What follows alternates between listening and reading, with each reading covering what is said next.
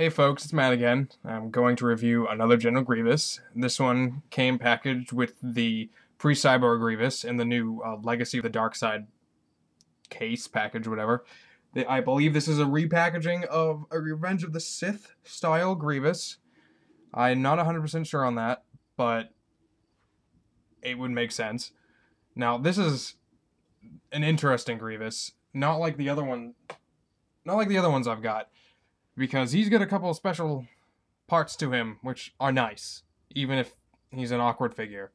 Now, he comes with two lightsabers and his blaster. I do not have his blaster on hand, I have it in a box, but it's a droid blaster, there's nothing special to it.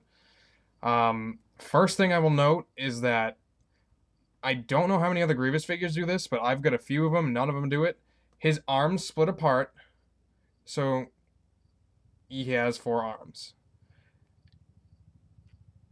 This is an extremely awkward process, but it's doable. You see these little tiny joints.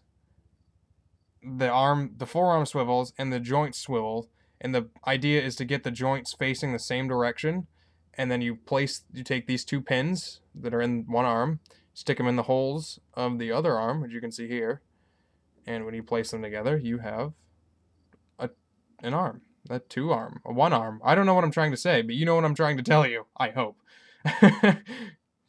4 arms go to 2 when you do this. That's math. That's easy math. Grievous math. Math with Grievous. Why haven't we seen that game yet? Anyway. Now, we have Grievous back with his 2 arms. You can see his fingers are in very strange positions. He doesn't hold the lightsabers very well at all when they have it in 4, but when you have him with 2 arms like this, he holds the lightsabers fairly well. I would recommend keeping it like this unless you have magic tape or are good with elastic bands if you're a wizard with those. Articulation-wise, he's pretty decent. His legs are kind of strange because you get all these funky pieces here that aren't actually part of his leg. But they're just not connected. I don't know. He swivels at the hips, and he's got a double joint down here. This one isn't fake. He actually has a double joint down here for once, which doesn't really let you do a whole lot. I mean, it's nice to be able to do this, but hey, how much can you really do with that? Haha, he's not going to stand like that. Now, it's also awesome to have another Grievous figure where his feet aren't deformed. However, they are far too small. And because of that, he looks very strange. He's got tiny feet. Right now it looks like he's ready to ride a bike. I suppose he could ride a wheel bike later if he wanted. I'll have to buy that first. Anyway, very small feet. I'm not a big fan of that. You can get him to stand. I do have him standing. He's a little strange, but you can do it. Now, the last little bits I will show you of this are a couple removable pieces. Now, I found this out. I recorded this video a couple times because first time I messed up and second time I found this out in the middle of the review. I thought his head couldn't move. That is false. His head can move. It's just like every other figure's head. It pops back on a little ball. And for whatever reason, they decided to let you remove this piece. That is the strangest battle damage I've ever seen. I don't know what kind of situation he would get himself into to get that piece removed, but apparently they've let you decide that you can find one. And these chest pieces also remove all the way to the back. There's a peg right in the middle on his side, and you can have a pretty naked Grievous. It's interesting.